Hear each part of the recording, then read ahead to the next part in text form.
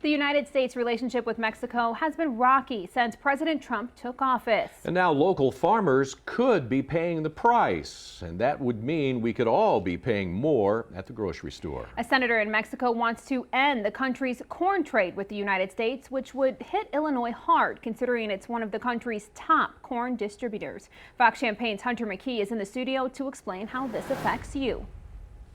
Guys, now nothing is official at this point, but if the bill is passed in Mexico, the state of Illinois could lose millions of dollars. And local farmers say this will not just impact them, but it could affect everyone.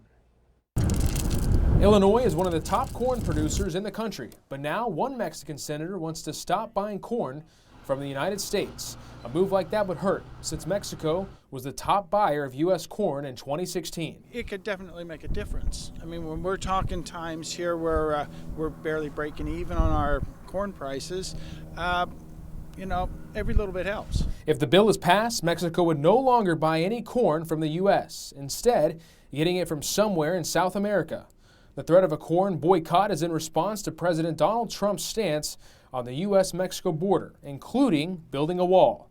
And it's not just farmers that could take a hit, but the entire state. If the farmers don't have their money to purchase all the inputs and stuff, the rural communities, they suffer. If farmers sell less corn, therefore make less money, then they can't produce as much, and that would hurt the economy.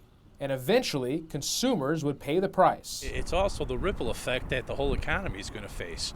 We're going to see price increases. We're going to see, lack of production. To give you an idea, in 2016, Illinois exported more than $202 million of corn and corn co-products to Mexico. In a statement, the Illinois Corn Growers Association said, after years of relationship building, Mexico became the top buyer of U.S. corn in 2016. We will continue to advocate trade opportunities that reduce barriers like tariffs and quotas with any foreign market, because trade should be a win for both sides. Farmers say they will have to find a way to make up for lost revenue if this does become reality, but are hopeful an agreement will be reached.